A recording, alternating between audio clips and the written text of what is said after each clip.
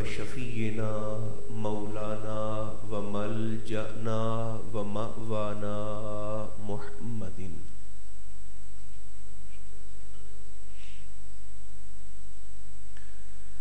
رسولہ النبی الکریم الامین المکین الحنین الرؤوف الرحیم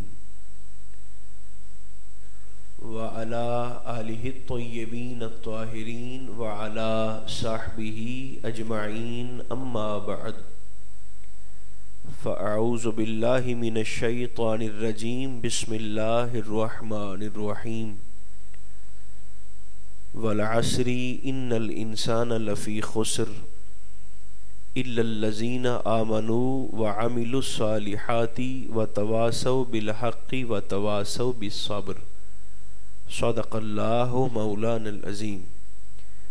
ایصال ثواب کی خاطر سبھی حاضرین بڑے خلوص کے ساتھ درود و سلام پڑھیے۔ الصلاۃ والسلام علیک یا رسول اللہ، الصلاۃ والسلام علیک یا حبیب اللہ، الصلاۃ والسلام علیک یا نعمت اللہ، وعلی آلک و اصحابک سیدی یا حجت اللہ۔ اللہ تبارک و تعالی جل مجدہ العظیم کی حمد و ثنا، حضور نبی محترم رسول محتشم رحمت عالم صلی اللہ علیہ وآلہ وبارک وسلم کی ذات بے کس پناہ پہ بے شمار ہدیہ درود و سلام کے بعد عزیزان مکرم، اللہ رب العزت کا شکر ہے جس نے ہماری گردنوں میں غلامی مصطفیٰ کا کلادہ عطا فرمایا۔ آج کا اجتماع ایصال ثواب کے عنوان سے معون ہے۔ میں اور آپ سفر کر کے وقت نکال کے دعا کی خاطر حاضر آئے۔ رب کریم کی بارگاہ میں دعا ہے خلاق کائنات اپنی رحمت کاملہ عاجلہ واسعہ وافرہ کا صدقہ مرحوم کے درجات میں حسب حال بلندیاں عطا فرمائے، ان کی اولاد کو، پسماندگان کو، اہل خانہ کو، پیار کرنے والوں کو صبر کی توفیق عطا فرمائے۔ اللہ ہماری خطاؤں کو معاف فرما کر ہم سب کا خاتمہ بھی ایمان پر فرمائے۔ اپنے وقت میں رہتے ہوئے آپ کی خدمت میں کچھ گزارشات پیش کرنا مقصود ہے۔ سورہ عصر کی تلاوت کرنے کا شرف حاصل کیا ہے۔ یہ قرآن مقدس کی وہ سورت ہے کہ علامہ اسماعیل حقی رحمۃ اللہ تعالی علیہ فرماتے ہیں کہ حضور علیہ السلام کے دو صحابہ ایسے تھے کہ جب بھی آپس میں ملاقات کرتے تو سلام دعا کے بعد ہمیشہ ہی سورہ عصر کی تلاوت کیا کرتے تھے، اور اس کی وجہ بڑی واضح ہے۔ یہ قرآن مقدس کی وہ واحد سورت ہے جس میں اللہ رب العزت نے شریعت مطہرہ کے تمام تر عنوانات کو مجتمع فرما دیا ہے۔ یعنی اللہ نے اپنے فضل سے ایمان والوں کی جو جو ڈیوٹیاں لگائی ہیں وہ ساری کی ساری ذمہ داریاں اللہ رب العزت نے اسی سورہ عصر میں جمع فرما دی۔ ترجمے پہ آپ غور فرمائیں گے اچھے انداز سے تاکہ اگلی گفتگو کرنے میں مجھے آسانی ہو جائے۔ والعصر، مختلف علماء نے لفظ والعصر کے مختلف تراجم لکھے ہیں، اور ظاہر ہے جس نے جو لکھا ہے اپنی تحقیق اور تخریج کے مطابق بالکل ٹھیک ہے۔ کسی کے ترجمے پر، والعصر کے ترجمے پر کلام کی مجال نہ ہے نہ ہونی چاہیے۔ 4 تراجم میں آپ کی خدمت میں عرض کروں گا جو پوری توجہ کے ساتھ تشریف فرما ہے۔ والعصر کا پہلا معنی یہ ہے، علماء فرماتے ہیں والعصر، اللہ رب العزت فرماتا ہے مجھے قسم ہے زمانے کی۔ پہلا ترجمہ قسم ہے زمانے کی۔ والعصر کا ترجمہ کرتے ہوئے علماء کا دوسرا طبقہ لکھتا ہے کہ والعصر کا معنی یہ ہے، اللہ رب العزت فرماتا ہے مجھے قسم ہے عصر کے وقت کی، وقت عصر کی قسم۔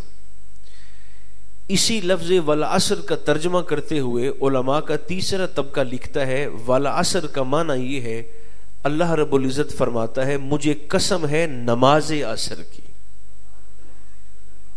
عصر کی نماز کی قسم کھائی۔ سب سے شاندار ترجمہ اور سب سے خوبصورت ترجمہ اور ہمارے دلوں کے قریب تر ترجمہ والعصر کا جو کیا ہے وہ کیا ہے حضور سیدی فاضل بریلوی رضی اللہ تعالیٰ عنہ نے۔ آپ فرماتے ہیں کہ چونکہ اللہ پاک ہے تو وہ قسم بھی کسی پاک شے کی کھائے گا۔ حضور پھر ترجمہ کیا ہونا چاہیے؟ فرمایا ترجمہ یہ ہے والعصر، اللہ فرماتا ہے مجھے قسم ہے زمانہ مصطفیٰ کی، حضور علیہ السلام کے زمانہ پاک کی اللہ نے قسم کھائی، حالانکہ وہ قسم کھانے کا محتاج نہیں ہے۔ میں اور آپ اپنی بات کو مؤکد ثابت کرنے کے لیے، پختہ ثابت کرنے کے لیے، تاکید والا ثابت کرنے کے لیے قسم کھاتے ہیں، مگر اللہ رب العزت قسم کھانے کا محتاج نہیں ہے۔ وہ تو بغیر قسم کھائے بھی کچھ فرمائے تو انکار کرنے والا جہنم کا ایندھن جا بنتا ہے، دائرہ ایمان سے نکل جاتا ہے۔ مگر ایک قسم کھائی، پوری توجہ رکھیے گا، ایک تو قسم کھائی اور قسم کھانے کے بعد مزید تاکید کے لیے لفظ انا کا استعمال کیا، ان الانسان لفی خسر۔ خدا کرے آپ کی توجہ ہو اچھے انداز سے، معیاری انداز سے۔ ایک تو قسم کھائی، مجھے قسم ہے زمانہ مصطفیٰ کی، ان الانسان لفی خسر، بے شک انسان خسارے میں ہے، بے شک انسان گھاٹے میں ہے، بے شک انسان نقصان میں ہے۔ مولا سارے ہی گھاٹے میں ہے؟ فرمایا نہیں، جن میں یہ چار خوبیاں پائی جائیں گی وہ خسارے سے بچ جائیں گے۔ کون سی چار خوبیاں؟ جو آگے سورہ عصر میں ترتیب کے ساتھ اللہ نے بیان فرمائی۔ نقصان سے بچنے کی پہلی سیڑھی یہ ہے، تھوڑا آہستہ کر دیں، خسارے سے بچنے کی پہلی سیڑھی یہ ہے، اللہ فرماتا ہے الا الذین آمنوا۔ نقصان سے، گھاٹے سے، خسارے سے بچے گا وہ جس کی گردن میں میرے مصطفیٰ کی غلامی کا پٹا ہوگا، جو صاحب ایمان ہوگا۔ ایک پہلی خوبی ہے، نقصان سے بچنے والوں میں پہلی خوبی ایمان۔ ایمان لانے کے بعد پھر وہ مطمئن ہو کر چپ کر کے بیٹھ نہیں جائیں گے، بلکہ دوسری خوبی یہ ہوگی وَعَمِلُوا الصَّالِحَاتِ، اپنے ایمان کو تازگی عطا کرنے کے لیے وہ اعمال صالحہ بھی کرتے ہوں گے۔ پہلی ایمان، دوسری عمل صالح۔ اور عمل صالح کا مطلب یہ ہرگز نہیں ہے کہ حجروں میں بیٹھ کر، مصلوں پہ بیٹھ کر صرف تسبیحات پر اللہ اللہ پڑھنے والے ہوں گے، بلکہ اللہ فرماتا ہے ان میں تیسری خوبی یہ ہوگی وَتَوَاصَوْا بِالْحَقِّ، جس صداقت پر، جس سچائی پر، جس حقیقت پر وہ ایمان لائے ہوں گے، پھر ممبروں پہ بیٹھ کر ڈنکے کی چوٹ پہ لوگوں کے سامنے اس حق کا اعلان بھی کرتے ہوں گے، اس سچ کا اعلان بھی کرتے ہوں گے۔ اور ظاہر سی بات ہے کہ جب سچی بات کریں گے، کھری بات کریں گے، سیدھی بات کریں گے تو پھر امتحان بھی آئیں گے، پھر تکلیفیں بھی آئیں گی، پھر مصیبتیں بھی آئیں گی، پھر آزمائشیں بھی آئیں گی۔ تو چوتھی خوبی ان میں یہ ہوگی وَتَوَاصَوْا بِالصَّبْرِ، ان امتحانوں پر ایک دوسرے کو صابر رہنے کی تلقین بھی کرتے ہوں گے۔ بہت شکریہ آپ کی توجہ کا، جن دوستوں نے توجہ کی ہے۔ یہ چار خوبیاں ہیں میرے دوستوں ان لوگوں کی کہ جو خسارے سے بچ جائیں گے۔ سبقاً میں دوہرا دیتا ہوں، ایک ایمان، دوسری عمل صالح، تیسری سچی بات کی نصیحت، اور چوتھا ایک دوسرے کو صبر کی تلقین۔ وقت ہوا تو چاروں پر تھوڑی تھوڑی بات عرض کر دوں گا، ورنہ جتنا عرض کر سکا آپ محبت کے ساتھ قبول فرما لیں گے۔ سب سے پہلے دیکھتے ہیں ایمان کو، تھوڑا سا بولنے کی زحمت فرمائیے، کس شے کو دیکھتے ہیں؟ ایمان۔ ایمان کہتے ہیں یقین کو۔ ایسا نہیں ہو سکتا کہ ایٹ اے ٹائم، بیک وقت، بندے کے دل میں ایمان بھی ہو اور شک بھی ہو۔ یہ ممکن نہیں ہے۔ ایمان ہوگا تو شک نہیں ہوگا، اگر شک ہوگا تو ایمان نہیں ہوگا۔ چونکہ سارے ہی باوضو تشریف فرما ہوں گے، خانہ خدا میں حاضر ہیں، بہت ساری ایسے باتیں ابھی موجود ہیں ایسی کہ وہ ابھی تک نہ گویا کیلو کال میں ہیں، ہم اپنی زبان سے کہہ رہے ہوتے ہیں لیکن ہمارا دل ان باتوں پر یقین نہیں کرتا ہوتا. نقصان سے بچنے کی پہلی سیڑھی یقین ہے، اور ہمیں ہماری بہت سی باتوں پر ہم زبان سے کہتے ہیں مگر ہمارا دل ان پر یقین نہیں کرتا. مثال کے طور پر کڑوی سچائی یہ ہے، میں اپنے گریبان میں جھانک لوں، آپ اپنے گریبان میں جھانک لیں، آج تک ہمیں اس بات کا یقین نہیں ہوا کہ نماز پڑھنے سے میرے رزق میں برکت کیسے ہو سکتی ہے. آپ بولیں یا نہ بولیں، بات یہی ہے، سچی بات یہ ہے کہ ہمیں یقین نہیں ہے کہ نماز پڑھنے سے میری روزی میں برکت کیسے ہو سکتی ہے. اگر میرا دل اس بات پر مطمئن ہو جاتا کہ اللہ کی بارگاہ میں جھکنے سے میرے رزق میں برکت ہوتی ہے تو چلیں 10-10 منٹ کے لیے صحیح دن میں 5 دفعہ میری دکان کا شٹر ڈاؤن نہ ہو جاتا. اگر مجھے اس بات کا یقین ہوتا کہ نماز پڑھنے سے میرے رزق میں برکت ہو سکتی ہے تو کبھی سفر میں آتے جاتے مسجد کو دیکھ کر میری گاڑی روک نہ جاتی. ہمارے تو یقین کی یہ صورتحال ہے کہ ہمارے پاس تو سونا ڈبل کرنے والے بھی آ جاتے ہیں نا. آپ کی خاموشی نا مجھے مشکل میں ڈال رہی ہے، چونکہ تقریر کا ایک ماحول ہوتا ہے نا جی، تقریر کا ایک انداز ہوتا ہے، تو آپ کو تھوڑی تھوڑی بولنا چاہیے تاکہ میں تسلی میں رہوں. تو آتے ہیں کہ نہیں آتے سونا ڈبل کرنے والے، اور پتہ ہمیں تب چلتا ہے کہ جب ہمارا اپنا سنگل ہی غائب ہو جاتا ہے. یقین پہ گزارش کر رہا ہوں نا، ہمارے پاس تو روٹی مانگنے والا آتا ہے فقیر، اور وہ ہمیں کہتا ہے کہ تم اپنا ہاتھ دکھاؤ، تمہیں تمہارے ہاتھ کی لکیریں دیکھ کر نا تمہاری قسمت کا حال تمہیں بتاتا ہوں. اور اچھے بھلے بظاہر پڑھے لکھے نظر آنے والے لوگ وہ جوہلا کے سامنے ایسے ہاتھ باندھ کے بیٹھے ہوتے. بھئی تیری اپنی اتنی خراب ہے کہ تو روٹیاں مانگتا پھرتا ہے، تو ہمیں ہماری قسمت کا حال کیا بتائے گا. یقین کی یہ صورتحال ہے. اب جیسے سردی کا موسم ہے نا، تو کسی کو نزلہ ہے، کسی کو بخار ہے، کسی کو کھانسی ہے، موسمی بیماریاں مختلف. تو آپ MBBS ڈاکٹر صاحب کے پاس چلے جائیں تو ڈاکٹر صاحب آپ سے اور مجھ سے پہلا سوال یہ کرتے ہیں کہ یہ بیماری تمہارے گھر میں اور کس کو ہے. کرتے ہیں کہ نہیں؟ وہ خواہ مریض کے ذہن میں آ جاتا ہے کہ شاید مجھے یہ بیماری کسی اور سے لگی ہے، کسی اور کو تھا زکام بخار نزلہ تو اس سے مجھے لگ گئی. اب آپ اپنے ایمانداری سے بتائیں جو آسانی محسوس کرتے ہیں بولنے میں، کہ میں اب MBBS ڈاکٹر کی مانوں یا میں اپنے مصطفیٰ کی مانوں.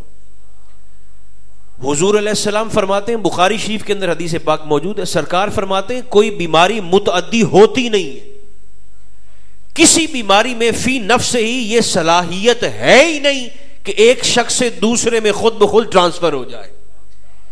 ایک بندے سے دوسرے بندے کو بیماری لگ ہی نہیں سکتی ہے، یہ حضور فرماتے ہیں علیہ السلام. بلکہ آپ کو ایک حدیث پاک سناتا ہوں، یہ سن کر نا آپ کا دل بھی مسکرائے گا، چونکہ حدیث پاک ایسی ہے. ایک دیہاتی سرکار کی بارگاہ میں حاضر ہوا، بدو تھا، اور آ کر حضور سے کہتا ہے کہ حضور یہ میرا اونٹ ہے، اونٹ، اس اونٹ کو نا اس فلاں اونٹ سے حضور خارش کی بیماری ہوئی ہے، میرے اونٹ کو اس اونٹ سے نا خارش کی بیماری ہو گئی ہے. سرکار نے با کمال بات ارشاد فرمائی. حضور نے فرمایا تیرے اونٹ کو تو اس اونٹ سے لگی ہے خارش کی بیماری، اس اونٹ کو کہاں سے لگی ہے؟ تو وہ مسکرایا، اس نے کہا حضور وہ تو امر ربی ہے، اللہ کا امر ہے. تو سرکار مسکرائے، حضور نے فرمایا یہ بھی امر ربی ہے.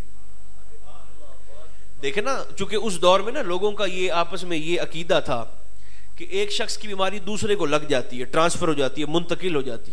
تو اس تاثر کو زائل کرنے کے لیے سب سے خطرناک بیماری ہے کوڑ کی. کوڑ ایسی بیماری ہے کہ اپنے جسم سے اتنی بدبو آتی ہے، تعفن اٹھتا ہے کہ لوگ قریب نہیں آتے. بیماری تو کوئی سر درد بھی ہو تو اللہ رحم فرمائے، تکلیف کے لیے کافی ہے. حضور علیہ السلام کی حدیث پاک ہے، سرکار فرماتے ہیں ایمان کے بعد سب سے بڑی نعمت ہے صحت. آپ زور سے بولیے سبحان اللہ. ایمان کے بعد سب سے بڑی نعمت ہے صحت، شفا، خیر. تو کوڑ سب سے خطرناک بیماری ہے. حضور علیہ السلام نے نا کوڑ زدہ مریض جن کے نزدیک کوئی نہیں جاتا تھا، کئی میلوں سے دور سے لوگ بھاگ جاتے تھے، کہ کہیں ہمیں منتقل نہ ہو جائے. حضور علیہ السلام نے کوڑ زدہ مریض کو اپنے ساتھ دسترخوان پہ بٹھا کر اس کا توڑا ہوا لقمہ اور روٹی خود کھائی ہے اور اپنی روٹی اس کو کھلائی ہے. اور صحابہ سے حضور نے فرمایا دیکھ لو یہ بیماری منتقل نہیں ہوتی, اللہ کا نظام ہے, اللہ امتحان میں نہ ڈالے تو بیماری خود بخود منتقل نہیں ہو سکتی ہوتی. یقین پہ عرض کر رہا ہوں نا, تو ہمیں یقین ان باتوں پر. اور ایک اور بڑی مصیبت ہے جس پر اچھے بھلے پڑھے لکھے لوگ اسی لکیر کے فقیر بن گئے ہیں. لوگ کہتے ہیں, اور آج کل یہ بات بڑی عام ہے جس نے بڑے سارے خاندانوں کو برباد کر دیا, لوگ کہتے ہیں اگر کزن میرج ہوگی نا, آپس میں کزن میرج ہوگی, پھوپھی کا بیٹا, چچا کا بیٹا, خالہ کا بیٹا, ماموں کا بیٹا بیٹی, ان کی آپس میں اگر شادی ہو جائے کزن میرج, تو بچے معذور پیدا ہوتے ہیں. اس ہے کہ نہیں ہے جی, بچے نا معذور پیدا ہوتے ہیں. اس نظریے نے کئی خاندانوں کو برباد کیا ہے. اپنی بھتیجی بیٹھی رہ جاتی ہے, اپنی بانجی بیٹھی ہے, اپنی خالہ کی بیٹی, پھوپھی کی بیٹی بیٹھی رہ جاتی. لوگ اس تاثر سے ڈرتے ہوئے نکاح نہیں کرتے, باہر جا کر کہیں معاملات کرتے ہیں, سارے اپنے گھر کے بیٹھے رہ جاتے ہیں. اب آپ ذرا خود رکھیں دل پہ ہاتھ اور مجھے بتائیں کہ ہم اب ان لوگوں کی مانیں یا مصطفیٰ کی مانیں؟ اگر کزن میرج میں کوئی گڑبڑ ہوتی, کوئی 1% بھی خطرہ ہوتا, 1% بھی کوئی پریشانی ہوتی یا کوئی وبا ہوتی, تو سب سے پہلے مسجد نبوی کے منبر سے صاحب گنبد خضرا نے اپنی امت کو مطلع کرنا تھا. ایک اگر کزن میرج میں کوئی گڑبڑ ہوتی میرے دوستو, تو میرے اور آپ کے محبوب کبھی بھی جناب زہرا کا نکاح سرکار علی مرتضیٰ سے نہ کرتے. جو بول رہے ہیں ان پر میں یہاں سے سبحان اللہ پڑھ دیتا ہوں, جو بول رہے ہیں محبت کے ساتھ. تو یہ آپس میں شادی ہوئی نا جناب زہرا کی سلام اللہ علیہا جناب علی مرتضیٰ کے ساتھ, اور اولاد کیسی پیدا ہوئی؟ حسنین کریمین جیسی. سرکار نے اسماء گرامی رکھے نا, حسن اور حسین. حسن بھی حسن سے ہیں, حسین بھی حسن سے ہیں.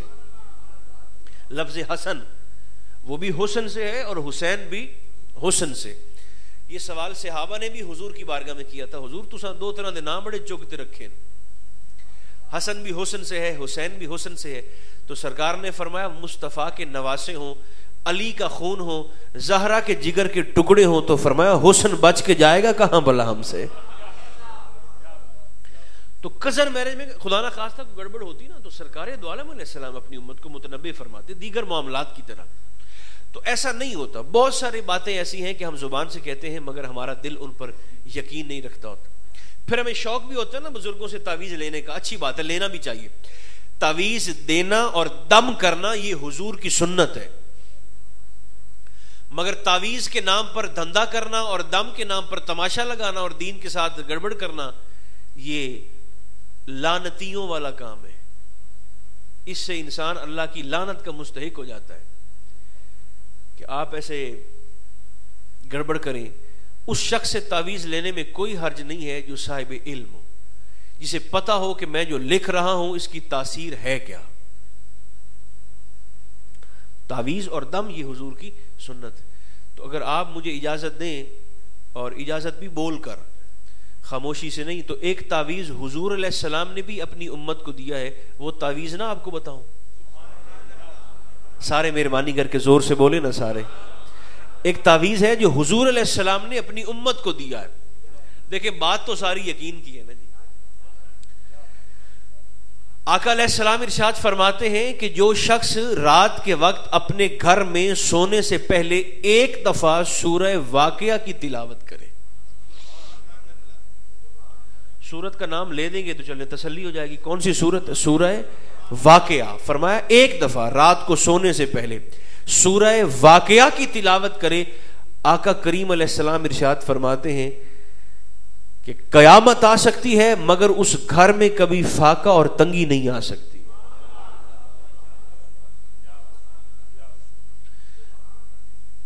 مگر میرے پاس 4 گھنٹے رات کو فیس بک کے لیے ہیں, میرے پاس 4 گھنٹے انٹرنیٹ کے لیے ہیں, 3 گھنٹے میرے پاس پیکج پہ کال کرنے کے لیے ہیں, دیگر معاملات کے لیے نیٹ فلیکس کے لیے میرے پاس 4 گھنٹے ہیں, پر سورہ واقعہ پڑھنے واسطے میرے کو 3 منٹ کوئی نہیں. तावीज़ कोई लिख कर ना सूरह वाक़िया लिख कर मेरे गले में लटका दे तो ठीक है, वरना पढ़ने के लिए मेरे पास 3, 4, 5, 7 मिनट कोई नहीं है। ये हमारी हालत है। मगर जिन्हें यकीन था ना, जिन्हें यकीन था, उनकी सूरत हाल क्या थी? भाई सुना दो अगर आप थके नहीं है तो, बोल दे नहीं हो तो 27 वाले 29 वाले। जिन्हें यकीन था हुजूर के फरमान पर, उनकी हालत क्या थी?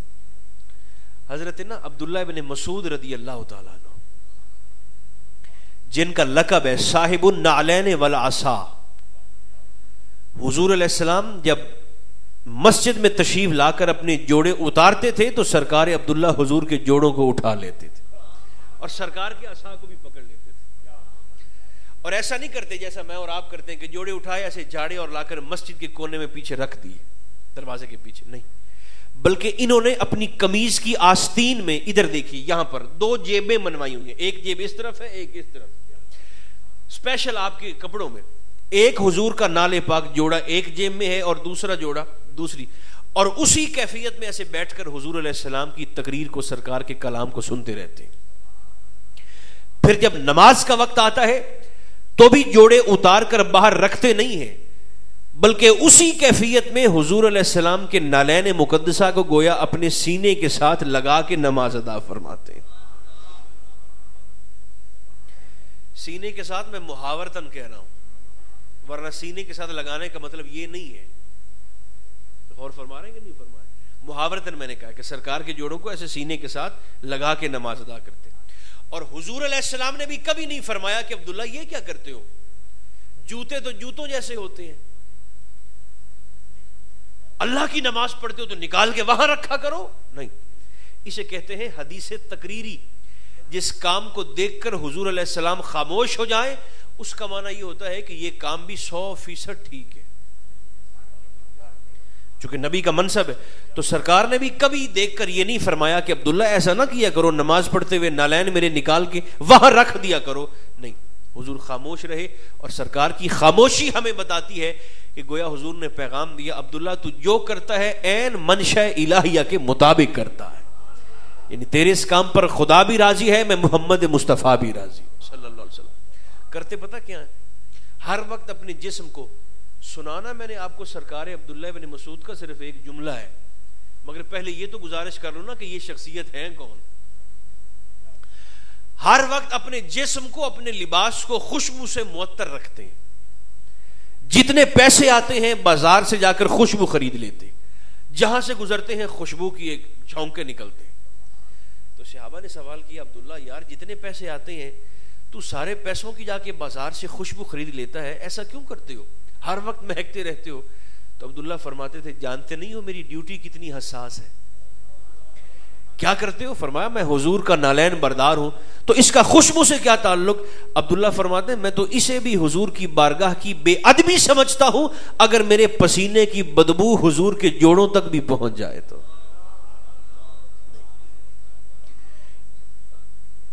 इनका कद मुबारक छोटा था, सरकार अब्दुल्ला इब्न मसूद का ना कद मुबारक छोटा, और इतना छोटा था कि इनकी पिंडलियों की लंबाई बमुश्किल एक बालिश्त बनती थी।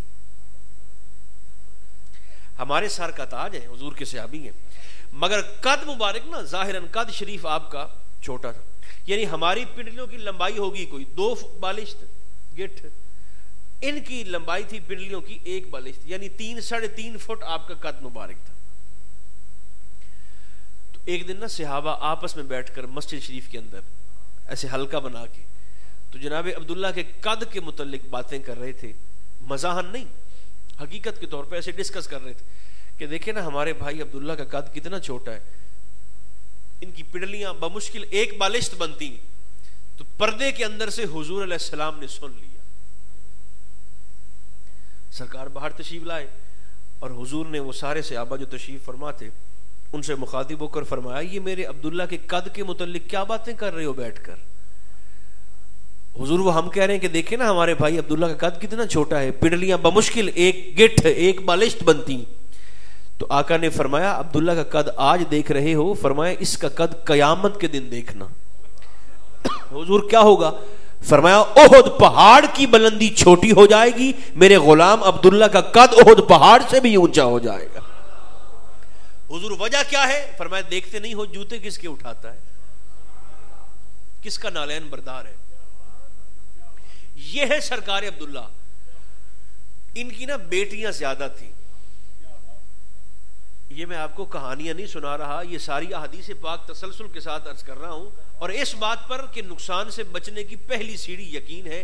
جنہیں حضور کے فرمان پر یقین تھا ان کی حالت کیا تھی، ان کی کیفیت کیا تھی؟ ان کی بیٹیاں زیادہ تھیں سرکار عبداللہ بن مسعود کی۔ تو حضرت عثمان غنی کے زمانہ پاک میں نا آپ بیمار ہو گئے، آقا پردہ فرما گئے، شیخین بھی پردہ فرما گئے، تو عثمان غنی کا زمانہ خلافت رضی اللہ تعالیٰ عنہ۔ تو جناب عبداللہ بیمار ہوئے، بستر سے جا لگے، سیدنا عثمان غنی رضی اللہ تعالیٰ عنہ تیمارداری کے لیے، بیمار پرسی کے لیے آپ کے گھر تشریف لائے، بھئی جاگتے رہنا۔ گھر تشریف لائے تو آپ نے بیمار پرسی کی، عیادت کی، تیمارداری کی۔ تو جناب عثمان غنی سرکار عبداللہ سے مخاطب ہو کر کہنے لگے کہ میں چاہتا ہوں کہ آپ کو بیت المال سے کچھ پیسے دے دوں تاکہ آپ اپنی بیٹیوں کا فرض آسانی سے ادا کر لیں۔ تو عبداللہ فرمانے لگے کہ مجھے تو کسی مال کی ضرورت نہیں ہے، اس لیے کہ میں نے پہلے ہی ڈھیر سارا خزانہ اپنی بیٹیوں کو دے دیا ہے۔ عثمان غنی حیران ہوئے۔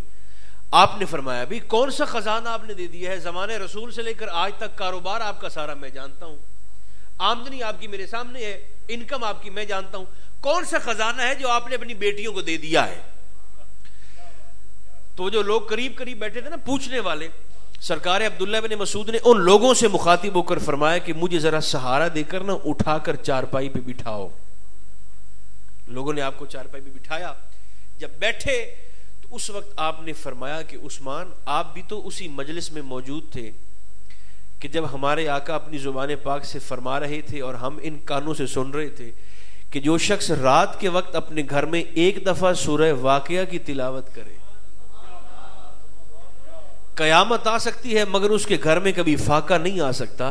تو فرمایا میں نے اپنی بیٹیوں کو سورہ واقعہ پڑھا بھی دی ہے، سکھا بھی دی ہے، سمجھا بھی دی ہے، بتا بھی دی ہے، حدیث پاک سنا بھی دی ہے، اور میرا ایمان ہے کہ جب جب میری بیٹیاں اپنے گھروں میں سورہ واقعہ کی تلاوت کریں گی، سورج پھٹ سکتا ہے، چاند ٹوٹ سکتا ہے، ستارے زمین بوس ہو سکتے ہیں، مگر میرے مصطفیٰ کے فرمان میں تبدیلی نہیں آ سکتی ہے۔ اللہ انہیں برکتوں سے نواز دے گا۔ تو فرمایا مجھے کسی کے مال کی کوئی حاجت نہیں۔ یقین، نقصان سے بچنے کی پہلی سیڑھی یقین۔ مجھے بھی یقین ہے کہ آپ نہیں بولیں گے، بالکل نہیں بولیں گے۔ وہ اس لیے کہ آپ شاید مرحوم کے لیے قرآن شریف کا ثواب گھر سے لے کے آئے ہوں گے نا جی، تو اس لیے تو یہاں چپ کر کے بیٹھے ہیں، ورنہ اگر یہاں اکٹھا کرنا ہوتا تو پھر آپ سارے زور سے نہ بول دیتے سبحان اللہ۔ نقصان یہ دیکھیں، یہ کوئی زندگی نہیں ہے کہ جدھر ہوا کا رخ دیکھا ادھر ہی کو ہو لی ہے۔ یہ کوئی زندگی ہے؟ نیری شرمندگی ہے، یقین ہی کوئی نہیں۔ ہوا کے دھارے پہ چلنا یہ کوئی طریقہ نہیں ہے میرے دوستو۔ ہوا مخالف تھی اور زبردست مخالف تھی، مگر میرے اور آپ کے حسین ڈٹے ہیں کہ نہیں ڈٹے؟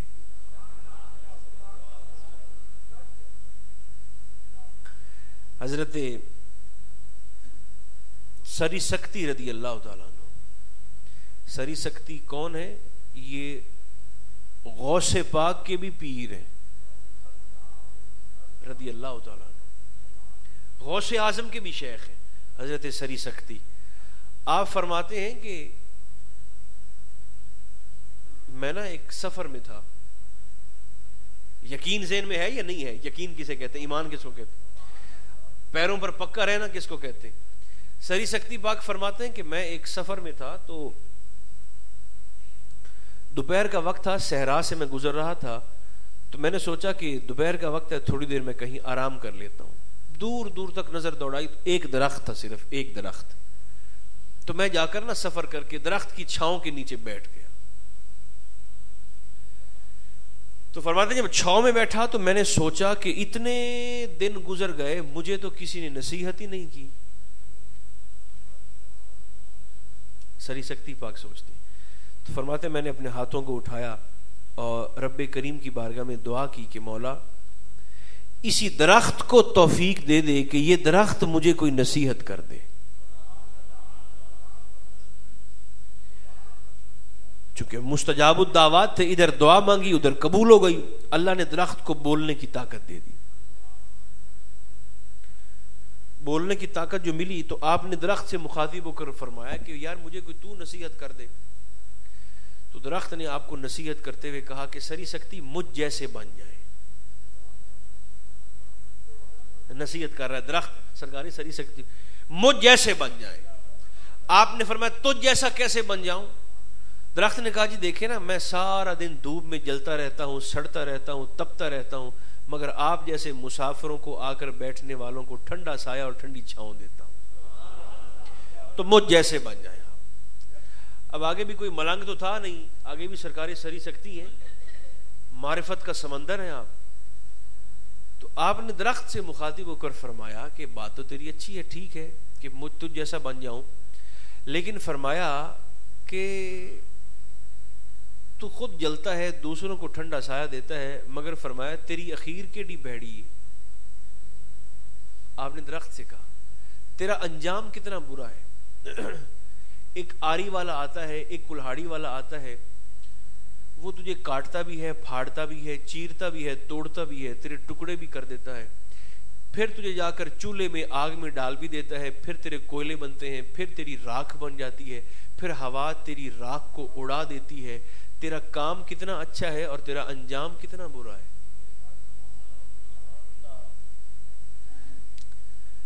درخت نے کہا بابا جی میں آپ کو نصیحت کر رہا ہوں, آپ تو مجھے ہی شروع ہو گئے. تو آپ نے فرمایا ایسا ہے یا نہیں ہے؟ اس نے کہا جی ہے تو ایسا ہی, ہے تو ایسا ہی. تو آپ نے فرمایا پھر ایسا کیوں ہے؟ تیرا کام اچھا ہے مگر تیرا انجام برا ہے, ایسا کیوں ہے؟ درخت نے کہا جی اصل میں بات یہ ہے کہ میرے اندر اگر خوبیاں ہیں نا تو میرے اندر ایک بہت بڑی خامی بھی ہے, اس خامی کی مجھے یہ سزا ملتی ہے. فرمایا خامی کیا ہے؟ درخت نے کہا خامی یہ ہے کہ میں اپنے پیروں پر پکا نہیں رہتا, جدھر کی ہوا ہوتی ہے نا میں ادھر کو ہی مڑ جاتا ہوں. استقامت میرے اندر کوئی نہیں, ثابت قدمی کوئی نہیں, ڈٹا رہنا کوئی نہیں, یقین کوئی نہیں میرے اندر. جدھر کی ہوا ہوتی ہے نا, اس نے کہا کہ میں ادھر کو ہی مڑ جاتا ہوں, جدھر ہوا لے جائے ادھر کو ہی جھک جاتے ہیں. یہ میرے اندر بہت بڑی خامی ہے جس کی سزا مجھے ملتی ہے کٹنے, پھٹنے, ٹوٹنے, چرنے, جلنے اور راکھ بن کر ہوا کے ساتھ اڑنے کی صورت میں. تو یہ یقین جو ہے نا میرے دوستو, یہ اللہ رب العزت کی بہت بڑی نعمت, اگر اللہ کسی کو عطا فرما دے تو. ایک ہے یقین, نقصان سے بچنے کی پہلی سیڑھی یقین. دوسرا ہے عمل صالح, آمنو و عاملوا الصالحات. عمل صالح, عمل صالح کسے کہتے ہیں؟ امام مالک رحمت اللہ تعالی علیہ کا ایک شاگرد تھا, قبول فرمائے تو میں عرض کر دیتا ہوں جلدی سے آپ کی خدمت میں, کیونکہ تھوڑی سی دیر رہ گئی. امام مالک کا نا رحمت اللہ تعالی علیہ آپ کا ایک شاگرد تھا. تو وہ کرتا کیا تھا, وہ آپ کی بارگاہ میں آ کر بیٹھ جاتا تھا اور آپ سے نا آ کر کہتا تھا کہ حضور مجھے نا حضور علیہ السلام کی صرف 3 حدیثیں پڑھائیں. کتنی؟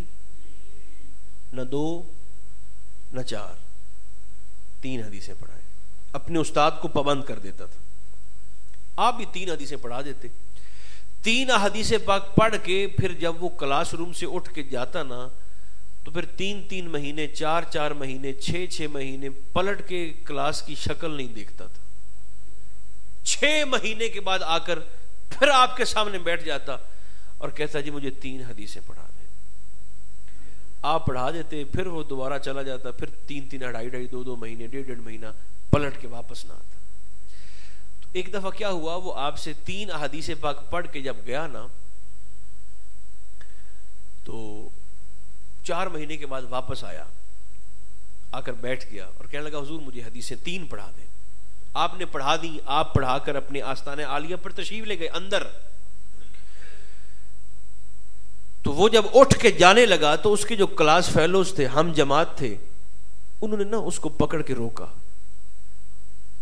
اور اس سے کہتے ہیں کہ تو نے کیا تماشا بنایا ہوا ہے, ایسی ہوتی ہے پڑھائی. ہم یہاں بیٹھ کر اپنی ہڈیاں گھسا رہے ہیں چٹائیوں پر, حدیث صبح شام پڑھتے ہیں, اور تو آتا ہے نوٹے خام بن کے استاد کو پابند الگ کرتا ہے کہ 3 حدیثیں پڑھا دیں, پھر پڑھ کے جاتا ہے, پھر تو 6 مہینے پلٹ کے شکل نہیں دکھاتا. ایسی ہوتی ہے پڑھائی؟ ایسا کیوں کرتے ہو؟ تو اس نے کہا جی مجھے کوئی وضاحت کا جواب کا موقع ملے گا. اس نے کہا ہاں اسی لیے تو پوچھا ہے کہ تو جواب دے. کچھ تو مجبوریاں رہی ہوں گی, یوں ہی کوئی بے وفا نہیں ہوتا. اس نے کہا کچھ تو میرا بھی تو سنو نا کہ میں ایسا کیوں کرتا ہوں. انہوں نے کہا ہاں بتائے نا کیوں, اس لیے تو پوچھا کہ تو بتا ایسا کیوں کرتا ہے تو. تو اس نے کہا جی اصل میں بات یہ ہے کہ تم حدیثیں پڑھتے ہو رٹا لگا کر زبانی یاد کرنے کے لیے. آج 1 ورقہ پڑھ لیا ہے, آج 10 یاد کر لی ہیں, پرسوں اتنی کر لی ہیں, پھر اتنی کر لی ہیں, آج 1 صفحہ ہے, کل 1 ورقہ ہے. اس نے کہا میں جو اپنے استاد صاحب سے 3 حدیثیں پڑھ کے جاتا ہوں نا, اس وقت تک میں اگلا سبق لینے کے لیے نہیں آتا جب تک ان 3 حدیثوں کا عامل نہیں بن جاتا. جب تک مجھے ان اپنے محبوب کی حدیث پر عمل میں استقامت, دوام, استمرار اور ہمیشگی میسر نہیں نہ آتی, میں تب تک اگلا سبق لینے کے لیے آتا ہی نہیں. جب ان 3 حدیثوں پر میرا عمل مکمل اور کامل ہو جاتا ہے تو اس نے کہا پھر میں اگلا سبق لینے کے لیے استاد صاحب کی خدمت. تو یہ نقصان سے بچنے کا دوسرا طریقہ ہے. ایک پہلا ایمان تھا, یقین, اور دوسرا عمل صالح. پڑوسی کے گھر میں آگ لگی ہو نا, ہمسائے کے گھر میں آگ لگی ہو اور نہ بجھائی جائے تو وہ آگ میرے دوستو اپنے گھر کو بھی جلا دیتی ہے. ہمسائے کے بچے خراب ہو رہے ہوں اور آپ بے نیاز ہو کر نکل جائیں کہ چلے میرے بچے تو اندر ہے نا, آپ کے بچے بھی ٹھیک نہیں رہ سکتے, اس لیے کہ میرے اور آپ کے بچوں نے رہنا تو انہی کے اندر ہے نا. تو چونکہ سختی نہیں کرنی ہوتی, حکمت سے. مولا کائنات فرماتے ہیں کہ حکمت مومن کا سب سے بڑا ہتھیار ہے. حکمت بندہ مومن کا, دانائی, وہ سب سے بڑا ہتھیار ہے. بہت ساری چیزیں ہم نا اپنے صرف مزاج کی سختی کی وجہ سے ضائع کر بیٹھتے ہیں. تو ایسا نہیں ہونا چاہیے. اپنے حکمت کے ساتھ اور محبت کے ساتھ اور پیار کے ساتھ اپنے قرب و جوار میں رہنے والوں کو, اور خاص طور پر اپنے اہل خانہ کو میں اور آپ محبت سے سبق دیں اور سکھائیں اور درس دیں, تو اس کی برکتیں بھی ہوتی ہیں, پھر اس کی رحمتیں بھی ہوتی ہیں, جس کا ثمر اللہ دنیا میں عطا فرما دیتا ہے. چونکہ اہل خانہ پہ خرچ کرنا بھی بہت بڑی نیکی ہے, صدقے کا ثواب ملتا ہے. اپنی توفیق کے مطابق خرچ کرنا بھی اہل خانہ پر کار ثواب بن جاتا ہے. اللہ کرے ہمارے کلمات اللہ مرحوم کے حق میں قبول فرمائے, میرا اور آپ کا خاتمہ بھی ایمان پر فرمائے. صلی اللہ تعالی علی خیر خلقہ محمد و آلہ و اصحابہ اجمعین برحمتک یا ارحم الراحمین.